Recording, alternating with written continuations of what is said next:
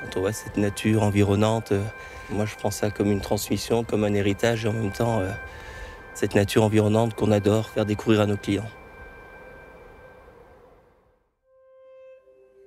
Notre maison, c'est avant tout une histoire de famille, de transmission depuis ma grand-mère et mes parents et puis moi maintenant.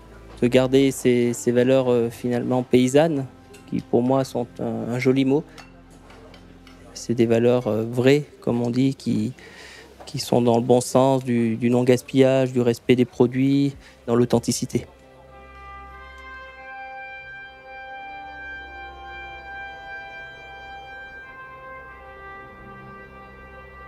J'ai toujours l'habitude de dire que sans eux, sans ces gourmands-nés, on ne ferait rien de beau, on ne ferait rien de bon. Donc les mettre en avant aujourd'hui, c'est une vraie fierté.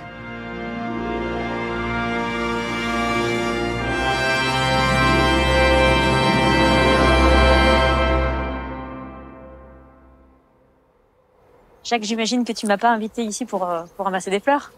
Ah bah la fleur est très belle, mais tu vois, on est dans les coteaux du Forez, chez la famille Logel, un terroir volcanique, un endroit que j'apprécie beaucoup. Voilà, les volcans, c'est les racines, c'est la terre.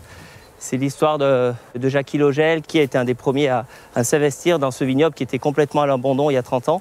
Voilà, maintenant le travail paye, il y a sa fille qui revient pour l'accompagner.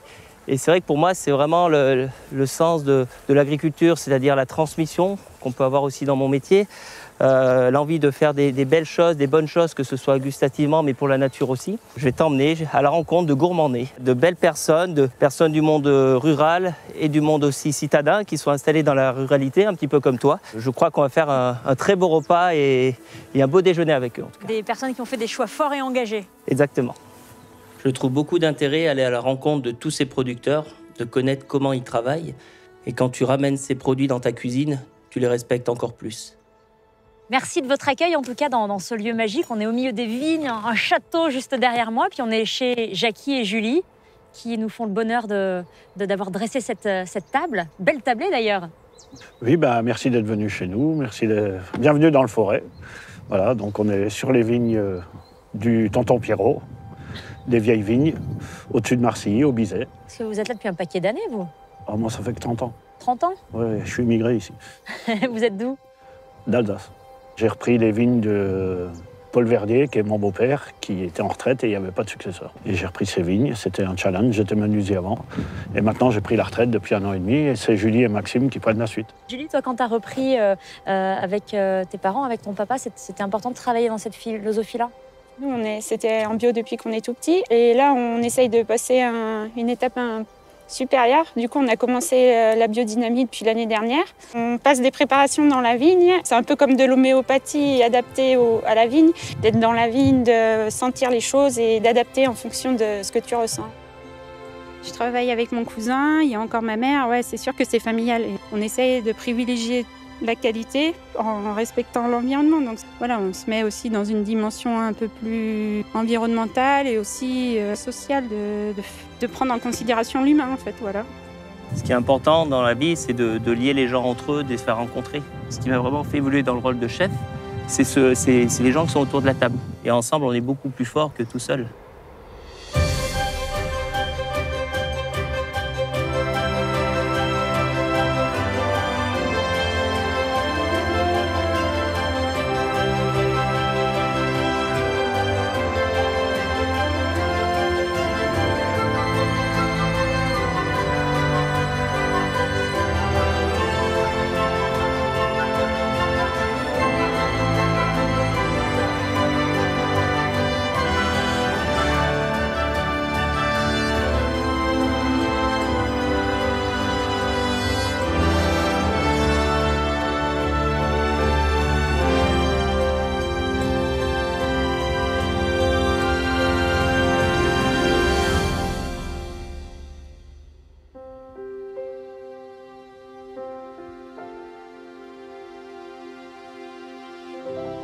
Marc, je me tourne vers vous parce qu'on va faire un tour de table. Hein. C'est un peu l'objectif, que tout le monde se présente et parle de ce qu'il fait et de son parcours. Là aussi, la notion d'héritage, elle est très présente dans votre vie et dans comment vous, c'est complètement ça, vous oui. travaillez aujourd'hui. Je peux dire que je suis tombé dans les pommes quand j'étais tout petit.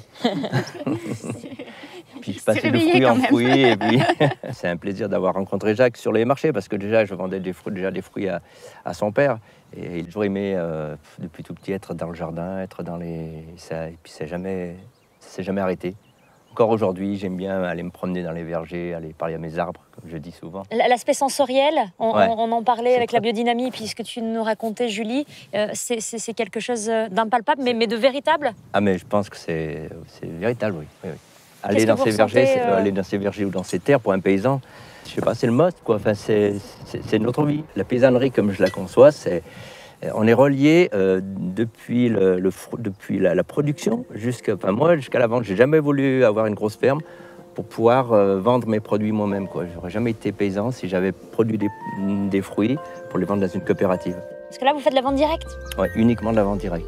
Et voilà, c'est vraiment un équilibre. Et je trouve qu'avec la biodynamie, en amenant, en travaillant sur les sols, eh ben, on arrive à avoir des sols vraiment vivants, quoi. Pour Marc, le maintien de la vie du sol est une composante essentielle pour la santé de ses arbres fruitiers. Et cela se retrouve dans le goût incomparable de ses pommes. La naissance d'une pomme, c'est comme une gestation. On les cajole tout au long de leur vie. Et puis passe l'été, et on leur met un petit peu à boire parce qu'elles ont soif. Et puis voilà, c'est l'automne, on les ramasse, c'est une sorte d'accouchement. Et quand on fait un métier de passionné, eh bien les arbres qui sont aussi connectés à nous, eh bien, ils nous font des très beaux fruits. C'est un va-et-vient entre l'arbre et l'humain. Les arbres, c'est vivant comme les êtres humains. Et puis le cycle est le même, hein. On naît et puis on vit, puis on meurt. C'est ça qui est beau, c'est tout cet amour qui est dans la nature. Je trouve que dans le fruit, il y a ce côté féminin qui est primordial. Il faut vraiment laisser sortir son côté féminin pour que cette gestation du fruit soit merveilleuse, quoi.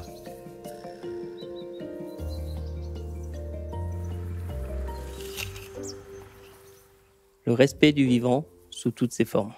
Sandra met un point d'honneur à rendre ses animaux heureux au sein de sa petite ferme ardéchoise, où elle fabrique un fromage exceptionnel.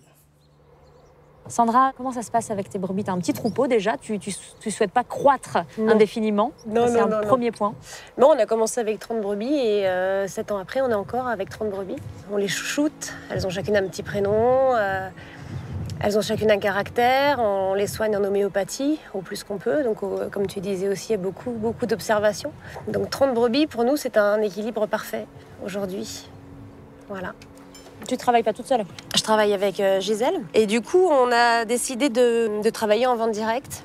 J'ai proposé à Gigi de prendre en charge la commercialisation et du coup de relocaliser un peu la vente, de se rapprocher de chez nous et puis de fonctionner comme ça.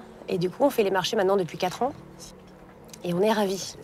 Et c'est plus épanouissant? Oui, ça a un vrai sens en fin de compte. Et oui, c'est ça qui donne du sens, c'est nourrir les gens. Voir leur visage. Donner du bonheur, parce que la nourriture, c'est du bonheur. Jacques me corrigera pas. C'est la vie. Mais la vie, oui. Et puis de partager cette passion avec les gens qui mangent le produit de nos fermes, c'est extraordinaire. Ça donne beaucoup de force, ouais. En tant que cuisinier, j'accorde beaucoup d'importance au bien-être animal dans les élevages. Et c'est vrai que ça se ressent dans la qualité des produits, dans la qualité du fromage, de la charcuterie qu'on peut déguster. Et je dirais même que ça va plus loin, c'est la qualité humaine qui est mise en avant. Je croyais vraiment en cette conscience du consommateur qui voulait changer sa façon de manger en achetant quelque chose de meilleure qualité et en privilégiant justement le bien-être animal. Ça s'appelle la brebis heureuse ici parce que l'attention particulière, elle est pour leur bien-être. Elles nous donnent ce qu'elles ont envie de nous donner, en fait. Il y a comme un contrat oral entre nous et le troupeau, c'est-à-dire que nous, on leur amène les soins, la protection et l'alimentation. Et elles, en échange, si elles le veulent, elles nous donnent leur lait. Je trouve que le bien-être animal, on en parle beaucoup actuellement. Et quand tu dis qu'une brebis qui est heureuse fait du bon lait et du bon lait fera du bon fromage, voilà, tout est dit. Quand on est là, on comprend tout ça. Après, c'est vrai que moi, je voyais par exemple ce petit enclos, là, c'est la petite nurserie finalement, parce qu'il va y avoir bientôt les agnelages. Et oui, bah là, on est en période de... On est arrivé, là. Juste, ouais, là, ça va pas tarder à attaquer l'agnelage. Je deviens un peu leur infirmière particulière aux brebis. Pendant l'agnelage, c'est-à-dire, je les mets en chambre particulière avec leur agneau. Elles ont l'eau fraîche et du foin et ça permet pendant une semaine, parfois plus, parfois moins, ça dépend en fait du ressenti que j'ai par rapport à l'agneau. Mais l'objectif de ce petit moment, c'est de favoriser le couple mère-agneau et de renforcer l'adoption. Plus le lien va être fort et plus on va avoir une brebis et un agneau équilibré, il va bien s'alimenter, il ne sera pas troublé par le troupeau en règle générale. Et l'avantage, quand on les sort au printemps avec les agneaux, ils se reconnaissent très très bien. Il y a vraiment un lien qui est très intéressant et très beau à voir. C'est Sophie, ça. C'est Sophie? Elles ont toutes un prénom? Oui. C'est vrai? Oui, et oui. tu les reconnais À leur visage. Mais c'est vrai? Oui, regarde bien, tu verras, il n'y en a pas une seule Ça, c'est qui a la dingue, même ça. tête que l'autre.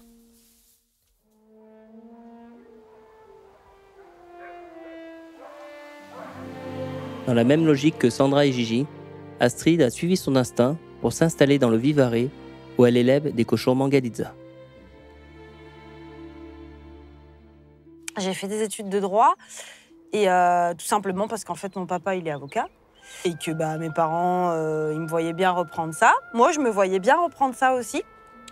Et puis après quand j'ai commencé mes études de droit, que j'ai commencé à y travailler vraiment, je me voyais plus du tout.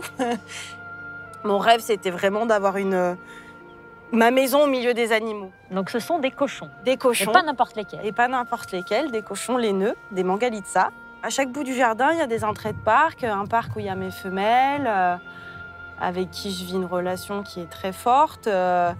Voilà, un parc où il y a mes porcelets, puis un parc où il y a mes cochons d'engraissement qui sont du coup en semi-liberté dans la forêt et qui Ils ont se combien baladent. d'hectares pour J'ai gambader 80 hectares au 80 total. Pour hectares. l'instant, ils occupent à peu près la moitié. Donc, ils ont vraiment de la place. Ça descend jusqu'à une petite rivière et c'est chouette. Mon bonheur, c'est aussi de me dire ça, quoi. Qu'ils ont de l'espace, qu'ils manquent de rien, que je peux les laisser une journée et qu'ils vont pas s'ennuyer parce qu'ils ont plein de trucs à faire sur leur terrain. C'est assez magnifique ces parallèles parce que tes animaux ils sont destinés dans la charcuterie. Ouais. Tu mets l'accent, tu insistes sur l'amour et le bien-être. Je sais pas comment dire, moi je sais pourquoi je les élève. Je sais ce qu'ils me donnent, je sais ce que je leur rends. C'est un espèce de tout, on leur donne beaucoup, ils nous en rendent. Par exemple, moi mes femelles, je les replace dans des familles quand elles sont à la retraite. C'est des femelles qui m'ont donné beaucoup de choses. Je leur rends ça. Après, oui, il y a des cochons qui sont destinés à la charcuterie, qui sont destinés en fait à des gens qui aiment la bonne viande et qui ont envie de respecter autant les paysans que les animaux. Honnêtement, je le fais pas produire de la viande, je le fais pas vraiment pour moi. Je le fais vraiment pour les gens qui sont soucieux de ça.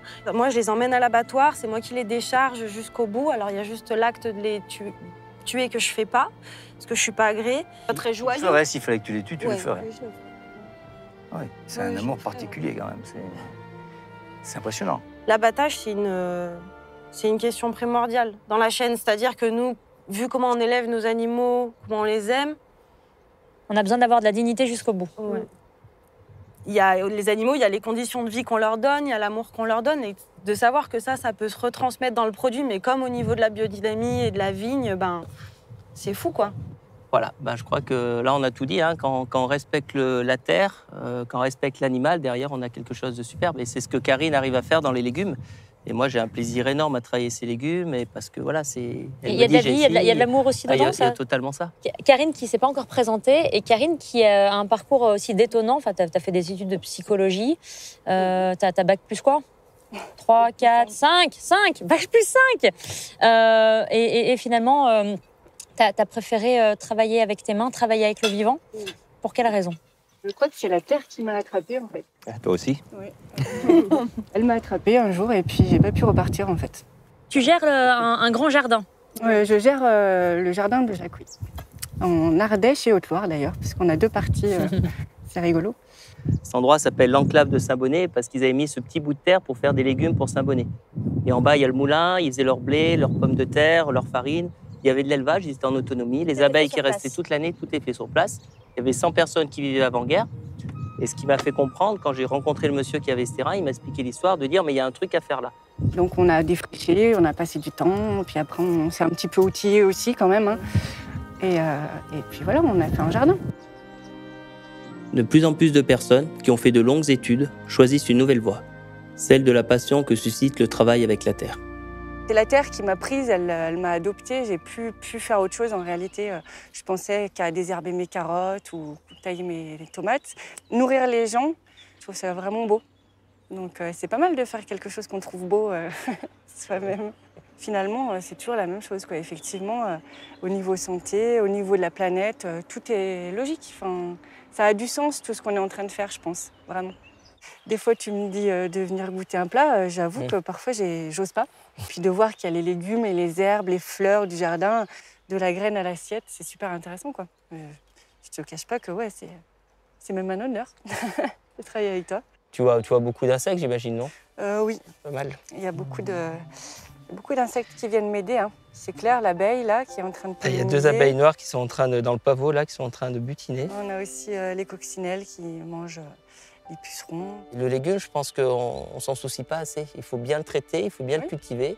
Et tout ça fait que dans l'assiette, quand tu mets tous ces éléments-là, et ben, avant même de l'avoir goûté, avant même de l'avoir vu, tu manges déjà de l'énergie, du sens. Oui. Et ça, je trouve que c'est très intéressant. Je trouve aussi.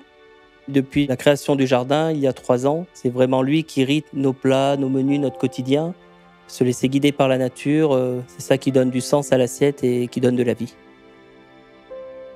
Dans tous vos récits, toutes vos histoires, ce que je retiens, c'est la temporalité, ce rapport au temps, qui est obligatoirement nécessaire. On est dans le monde de l'immédiateté, de l'hyperconsommation, du toujours plus vite.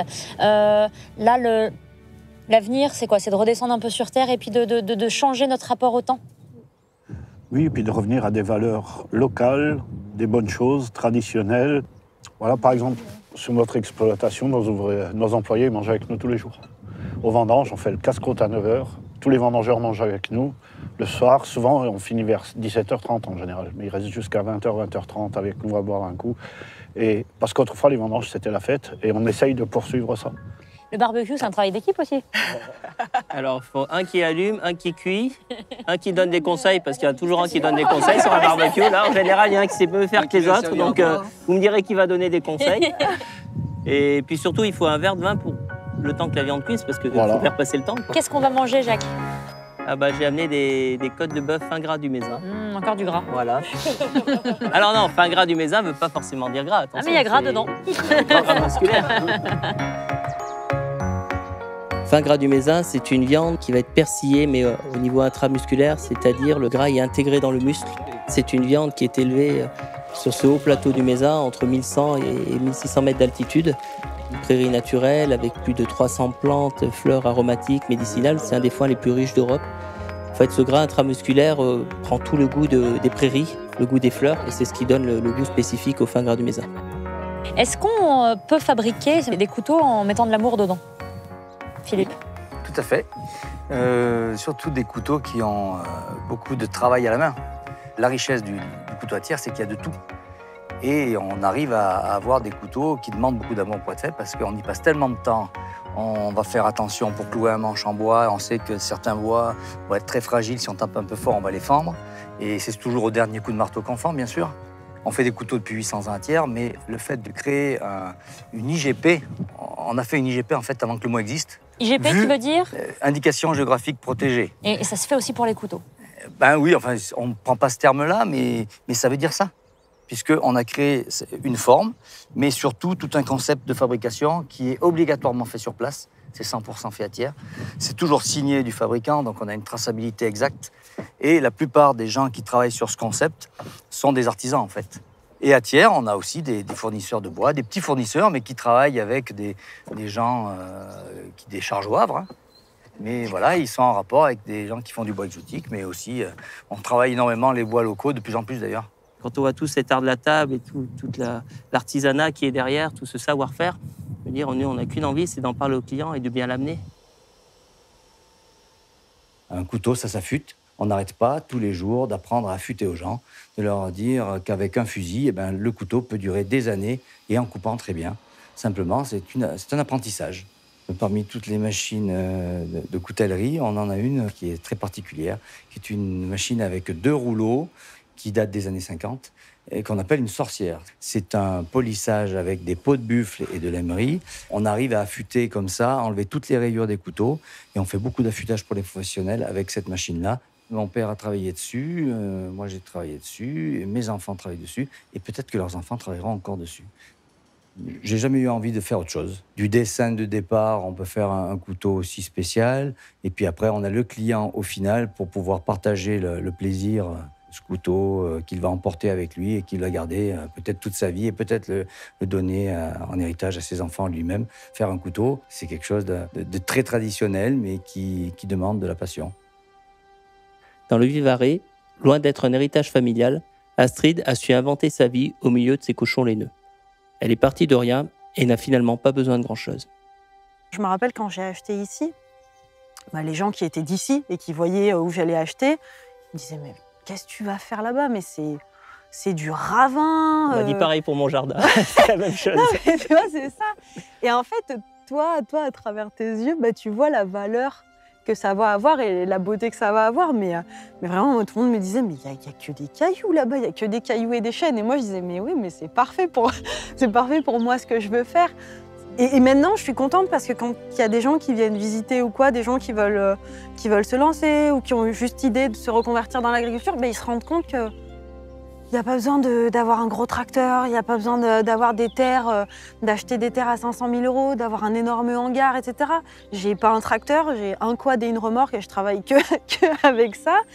Il n'y a rien, il y a la maison qui est posée au milieu de 80 hectares de bois et c'est tout, quoi. Et ça ne coûte pas très cher à démarrer proportionnellement à la taille de l'élevage. Et surtout, ça valorise des endroits qui étaient oubliés de tout le monde. Du coup, c'est vrai que d'avoir des fois l'expérience des anciens qui ont fait 30 années ou 30 saisons, 30 vendanges, c'est pas mal, ouais, pour mieux anticiper quand il y a un problème ou le résoudre, quoi. Du coup, on a commencé à travailler en biodynamie un petit peu. L'idée, c'est d'aller plus loin que ce qu'on faisait déjà en bio.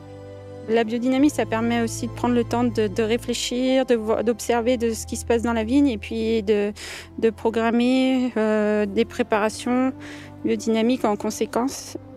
Les jeunes, on a envie d'essayer de plein de choses et puis les anciens, des fois, ils ont déjà testé ce genre de choses et ils savent si ça marche ou pas. Des fois aussi de se faire freiner un peu pour pas partir dans tous les sens, c'est pas mal. Mes grands-parents, ils étaient en conventionnel et c'est déjà mes parents qui ont fait le passage en agriculture biologique. Si on regarde dans le temps, vers quoi on tend aujourd'hui, c'est plus ce que faisait l'arrière-grand-père en fait. Le grand-père de ma mère, en n'utilisant aucun produit chimique de synthèse. Et chez nous, comme on voit le paysage, il n'y a pas des champs de la vigne partout, c'est diversifié, il y a de la prairie avec des vaches, ça reste des régions un peu préservées quand même. Des haies, il reste des haies, il y a de l'espace pour que les oiseaux y nichent. Donc c'est ça qu'il faut conserver, les paysages, plusieurs activités agricoles qui se côtoient. Alors j'ai un exemple, puisqu'on est à Marcilly-Châtel, Odile, ma femme est d'ici, et elle nous disait quand elle allait à l'école, il y avait 75 élèves, je crois, il y avait 5 non-agriculteurs. Oui. Et maintenant, je ne sais pas ils sont 120, je ne sais pas s'il reste 5 fils d'agriculteurs. Ouais. Voilà. Marc, ça a de la résonance pour toi complètement, Faire symbiose, ça veut dire quoi? Je me suis aperçu un jour qu'il y avait des arbres qui avaient beaucoup de pucerons, puis d'autres qui n'en avaient pas. Et puis finalement, je me dis, mais c'est l'arbre qui se régule lui-même, en fait, quoi. Oui. Et c'est à partir de ce moment-là que je me suis mis à vraiment travailler sur le sol. Et là, tous nos bergers sont enherbés tellement, on ne travaille plus le sol, sauf sur les noyaux. On travaille juste le milieu, là, pour pas qu'il y ait une grosse concurrence. Mais c'est en herbe étonnant, c'est une sorte de permaculture, quoi. Voilà. Et on essaye de tondre sur les bords du verger pour laisser l'herbe haute comme ça à cette époque. Et après, on la roule. Et puis on laisse tout ça. Non mais tu vois, c'est un retour en arrière. Donc tu fais comme les anciens auraient pu faire, sauf que toi, tu sais pourquoi. Donc il y a un savoir encore plus important qu'à l'époque. Donc on comprend pourquoi ça marche. Oui. Donc ça peut aider à avancer et aller un peu plus vite pour les gens pour s'installer aussi. C'est une vraie discussion philosophique parce que jusqu'à présent, on s'est positionné comme protecteur de la nature, d'être presque dans l'ingérence. Aujourd'hui, on doit faire plus confiance.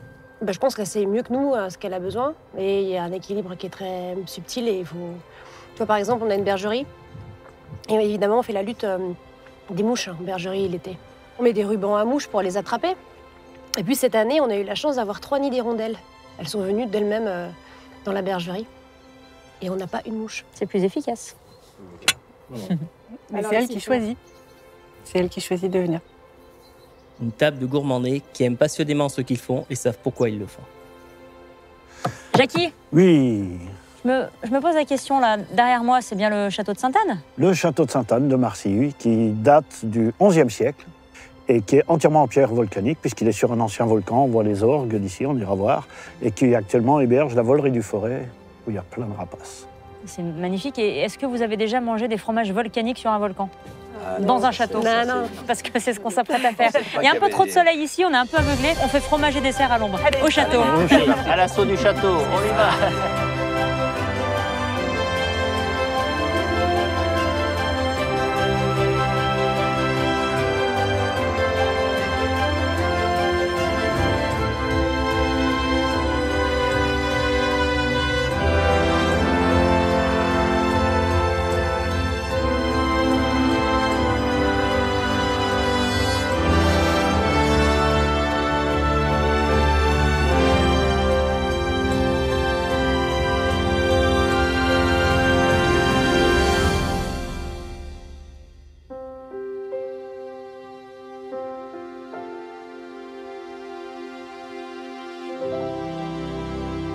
Eh bien, nous voilà dans ce décor quelque peu atypique, et je dirais même décalé pour parler fromage. On est dans une volerie, dans le château de Sainte-Anne.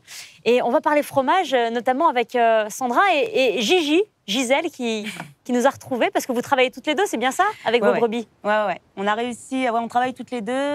Moi, je m'occupe de tout ce qui est les marchés, les livraisons. Et après, en commun avec Sandra, je m'occupe de tout ce qui est entretien de la ferme, clôture, tout ce qu'il peut y avoir à faire dans une ferme. Parce qu'il y a quand même beaucoup de travail. C'est pas trop d'être deux. Hein? C'est pas trop d'être deux. Non. Non. On va pouvoir déguster un de vos fromages tout à l'heure, et notamment sous forme de dessert. Je dévoile une petite surprise pour tous nos invités. Mais avant cela, j'ai quand même la chance d'être avec Christian, qui est affineur. C'est curieux comme appellation, ça, fromage volcanique.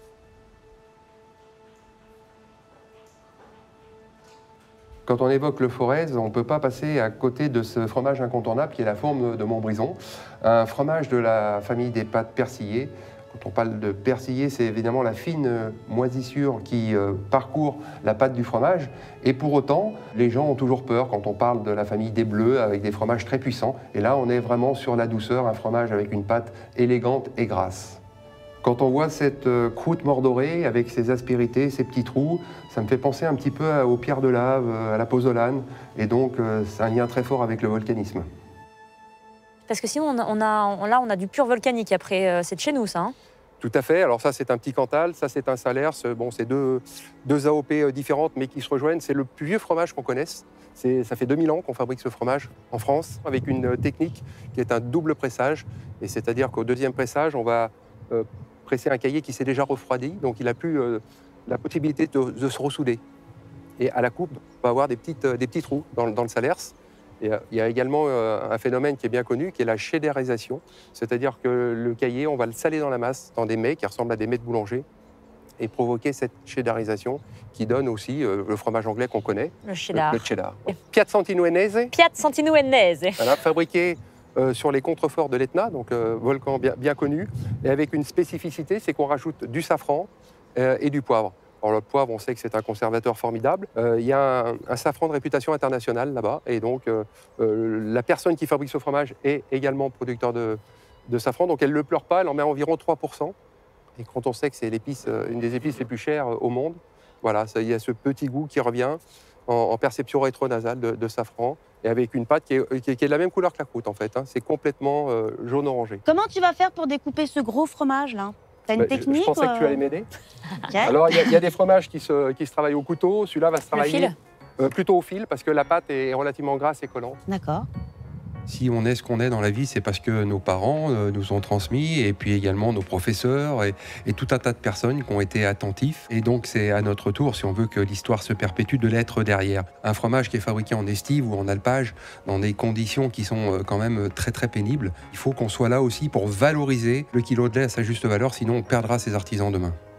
Globalement, sur cette technologie qu'on appelle les pâtes pressées non cuites, on a 10% de rendement. C'est-à-dire qu'avec 10 litres de lait, je fais 1 kg de fromage. Ah ouais. Mais un fromage qui est beaucoup plus travaillé, qui est beaucoup plus sec, comme le parmesan, du coup qu'on peut amener beaucoup plus loin dans l'affinage. Il va falloir jusqu'à 14-15 litres de lait pour faire 1 kg de fromage. Étonnant. Donc ça explique aussi le prix du fromage. Il y a des gens qui disent, je ne comprends pas, que ce fromage vaut 2 fois plus cher que le voisin. Ben oui, mais il y a une raison à tout.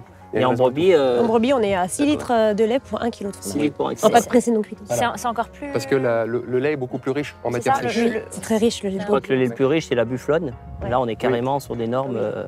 Voilà. C'est très intéressant le lait de bufflonne parce qu'il y a un gras qui est très digeste. Manger des panna cotta de bufflonne, notamment, c'est excellent. Et quand on tombe sur un grain de poivre, là, qu'est-ce que ça fait? Ah ben ça, faut le tester. Tu veux goûter? Faut pas mourir idiot, moi je dis. Voilà. Et ce qui est important, vous voyez, c'est on peut revenir à l'étymologie du mot fromage. Fromage, ça vient de format, la forme, et du moment qu'on met au fond du moule eh bien, une contre-marque, ça va après mettre l'empreinte sur le fromage, tout simplement. Et est-ce qu'on fabriquait justement des grosses meules comme ça pour pouvoir les transporter plus facilement, les roulants? Alors, c'est une question qui est très pertinente et on peut se rapprocher d'ailleurs du vin. On sait qu'un magnum va mieux se conserver qu'une demi-bouteille et on sait qu'un gros fromage, on va pouvoir l'emmener plus loin en affinage. Okay, et quand on faisait des fromages de gros format en alpage, parce qu'il était plus simple de redescendre à l'époque, c'était soit à dos d'homme, soit à dos d'âne, un gros fromage que 10 moyens ou que 100 petits. Sinon, on le fait rouler depuis le haut de la montagne jusqu'en bas. Ouais, aussi, il y en a qui ont essayé, mais ils ont eu des problèmes. Le producteur, comme il dit, qu'est-ce qu'il y a dans le fromage? Il y a du lait, il y a du sel et puis il y a de l'amour. Voilà. Voilà la matière première de Gigi et Sandra. Qu'est-ce que tu vas nous faire avec ça? Faire des desserts à base de fromage, c'est réalisable. Mais souvent, on mange du fromage avant le dessert. Donc, je me suis dit, travailler sur la base de leur fromage, c'est-à-dire le lait de brebis et les yaourts de brebis que je trouve excellent, que c'est très digeste en plus, le lait de brebis. Donc, en général, quand tu démarres un pot, tu le finis en entier. Donc, nous, ce qu'on a fait, tout simplement, on a essayé de l'amener avec les produits de saison, la rhubarbe, la fraise, les petites pousses. Donc, ce que je vous propose, on va dresser tous ensemble. Donc, on a fait simplement une rhubarbe compotée, tout simplement. Voilà. Donc, on va mettre un petit trait de rhubarbe au fond de l'assiette. Voilà, après on va mettre la rhubarbe, donc voilà. Donc ça c'est rhubarbe qu'on a cuit dans un petit peu de sirop de grenadine, tu vois, pour avoir une petite couleur rose. Le problème de ces desserts, c'est que les desserts, on est toujours un peu sucré. Donc on va apporter une petite vinaigrette de framboise avec. Et ce côté acide, justement, va apporter un petit lien supplémentaire sur le dessert. Ça c'est pas mal. Ça. Allez, vinaigrette. Allez, Jackie, vas-y. Voilà, ensuite on va mettre, donc on a fait simplement un siphon. Donc ça nous a amené de la légèreté au dessert, tout simplement. Et de l'onctuosité sur le fromage de brebis. Voilà. Allez, je sens qu'il me semblait que tu étais tenté. Oui, tout à fait. Pardon, et après, la petite note finale, alors ça, c'est une petite note un peu locale. J'ai ramassé des fleurs de cistre. Alors, tu connais la cie, je crois. Je l'ai présenté à Saint-Bonnet. En fait, c'est l'emblème du fin gras du Mézin qu'on a mangé tout à l'heure. Et la cistre, c'est vraiment une fleur qui pousse dans les prairies naturelles. C'est un côté miel un peu, qui est très intéressant. On va prendre simplement les fleurs de cistre. On va les mettre sur le fromage, comme ça, tu vois. Les éparpiller un petit peu. Très joli. Cistre et fraise, ça va très bien avec. Et après, on prendra donc du thé d'Aubrac qui vient du jardin de Karine. Voilà, on a mis un petit peu de thé d'Aubrac qui va accompagner le dessert aussi. Un peu menthe, mélisse des bois. Le thé d'Aubrac, c'est très bon. Le cistre, ça a un goût de noix, non? La cistre, c'est plus mielé, un peu noix. On peut trouver un peu la noix, en effet. Voilà. Voilà. Donc ça sera le dessert, voilà, qu'on va déguster.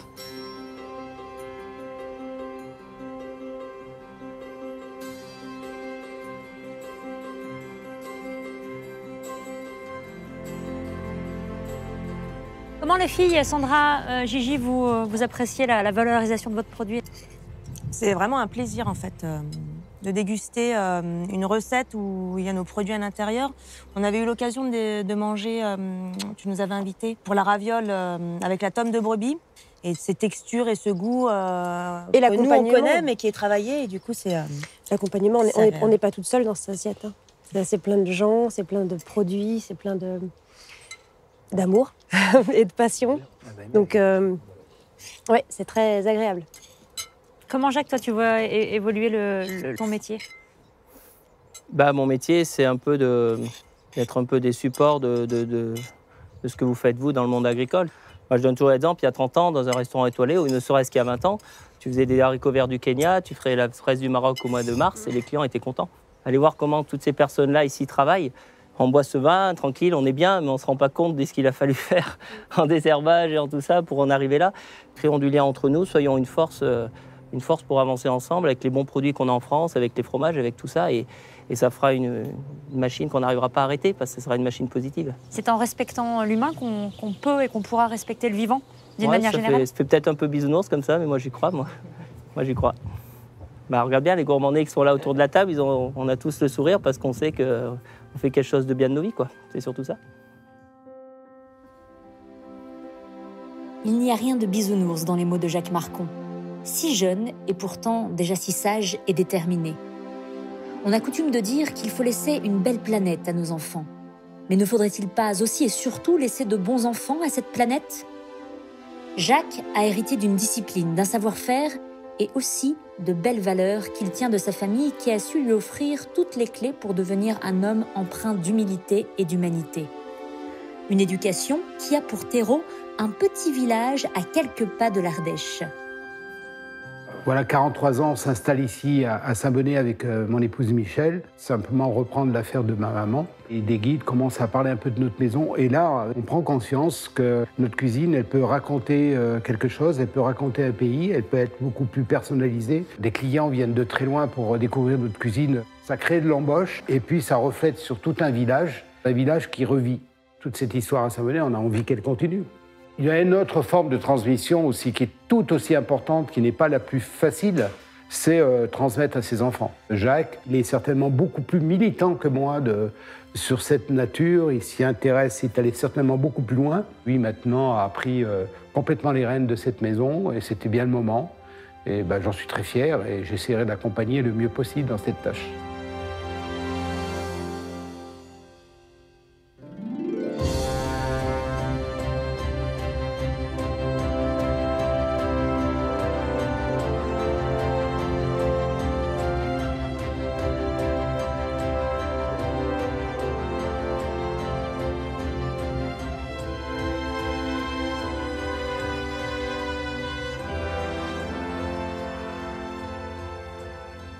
Jackie, je sais que vous n'êtes pas objectif, c'est votre fille, mais globalement, elle apporte quoi de plus aujourd'hui, Julie ? T'es un atout ? Ah oui, elle nous guide, enfin oui. Et puis alors, moi, ce que j'ai dit avant, la biodynamie, j'en rêvais. Et elle le matérialise. Voilà.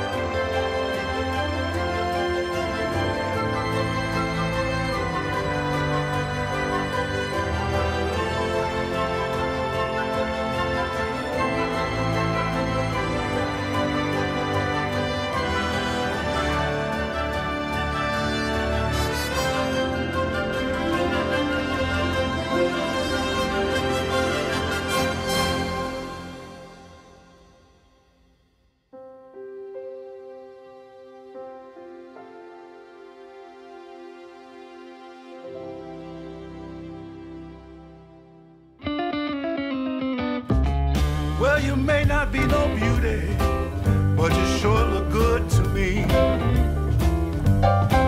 Well, you may not be no beauty, but you sure look good to me. Well, I know one thing for certain, I won't ever set you free. Well, you give me a million reasons to walk right out the door. Well, you give me a million reasons to walk right out the door. But there's something about you keeps me coming back for more.